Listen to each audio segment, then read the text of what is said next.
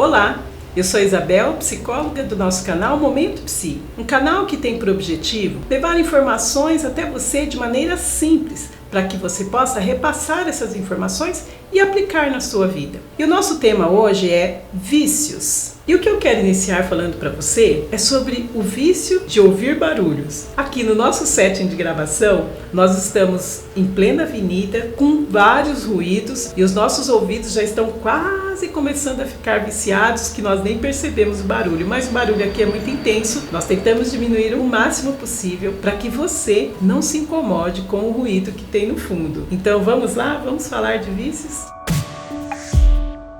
Eu quero inicialmente falar o conceito de vício. Eu vou pedir que você tenha uma paciência porque eu vou ler, porque eu quero passar exatamente o conceito do que é um vício. Segundo especialistas, o vício é um comportamento constante para alívio de uma dor e ele pode ter consequências a médio, a longo e a curto prazo. E mesmo que a pessoa queira, ela não consegue parar. Dentro desta definição, nós vamos falar de vício, mas eu quero deixar inicialmente uma pergunta para que você vá refletindo enquanto você assiste. Existem pessoas que são viciadas em muitas coisas. Todos nós, no fundo, temos um vício. Pode ser um vício do uso do celular, pode ser um vício do sexo, um vício de assistir TV, um vício de bebida, um vício de drogas, um vício de relacionamentos. Nossa, Isabel, todo mundo é viciado? Dentro dessa perspectiva, a gente pode pensar que sim. E por que é que eu quero falar dessa maneira? Eu não quero que você se sinta culpado,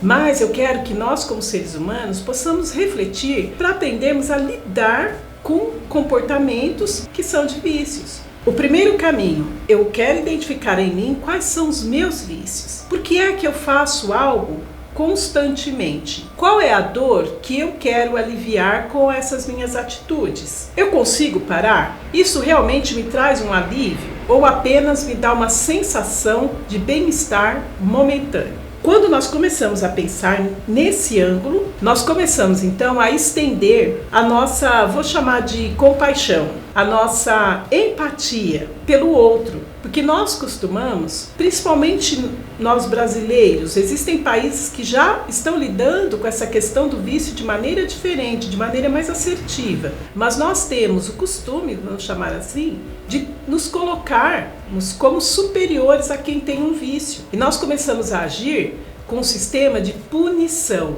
Isso não ajuda. Menino, você está muito viciado nesse celular. Daqui você não vai mais usar o celular nunca mais na sua vida. Isso resolveu a situação? Não, porque esse é um sistema de punição, diferente de um sistema de compreensão, de diálogo, de percepção a respeito do outro, de empatia.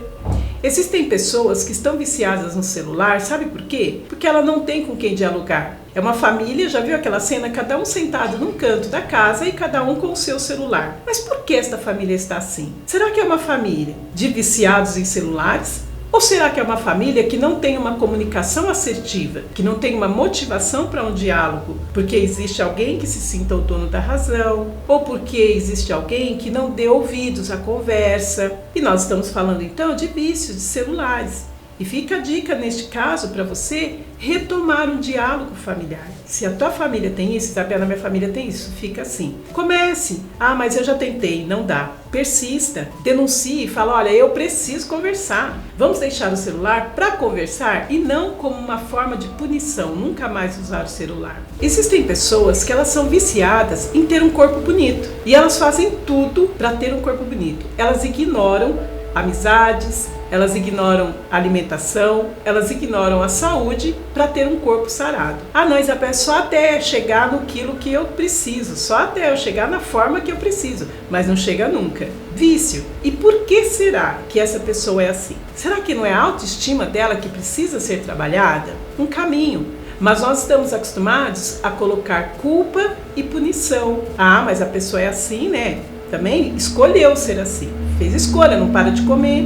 fez escolha, foi para as drogas. Nem sempre o caminho inicial é por escolha. Muitas vezes a pessoa está numa dor emocional. Como assim, Isabel, uma dor emocional? Uma dor, muitas vezes, porque não tem com quem conversar. Uma dor porque ela não se sente capaz de tratar a situação. Uma dor porque ela se sente culpada, como se ela tivesse feito aquela escolha e agora ninguém tem nada a ver com isso, eu que tenho que resolver os meus problemas. Mas nem sempre o caminho é de escolha. Aliás, falta de escolha, não é verdade? Então, para que nós possamos compreender melhor o caminho de um vício, nós precisamos, inicialmente, olhar para o nosso interior, olhar para os nossos comportamentos diários, para verificar se não há em nós algum comportamento que seja de vício. Por que eu estou assim? Por que é que eu faço isso comigo? Quando nós começamos a responder essa pergunta, a nos percebermos no dia a dia, nós começamos a compreender melhor e achar um caminho de ajuda para o outro e para nós mesmos, obviamente. Então, por exemplo, e o meu avô é viciado em TV. Será que tem alguém que conversa com esse avô, que está disposto a ouvir esse avô? É uma pergunta.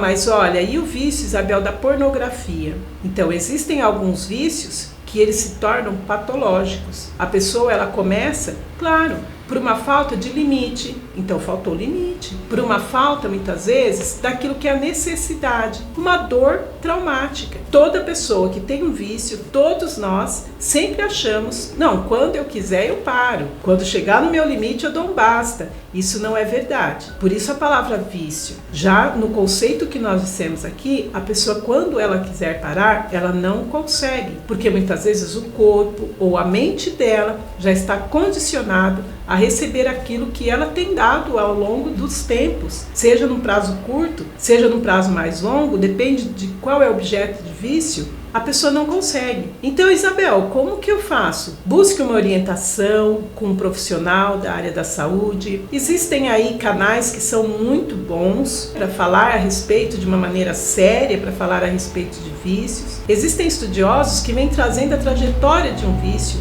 E tudo isso você pode encontrar na internet, você pode buscar informações de repente em palestras, você pode de repente seguir profissionais que são especialistas na área, antes de você usar este método de culpa-punição. Foi a escolha. Não, coloque-se no lugar do outro, busque ajuda, você vai ver que você mesmo vai ser ajudado nos seus vícios e também vai poder ser um caminho de ajuda para o seu próximo, seja ele quem for. Eu conto com você. E se você quiser saber mais informações, pergunte, se inscreva no nosso canal, deixe seu like se você gostou desse vídeo, toque o sininho e eu tenho certeza que você vai ser uma expansão para contribuir com a nossa sociedade, que está cheia de pessoas com muitos vícios. Eu te espero lá no próximo vídeo.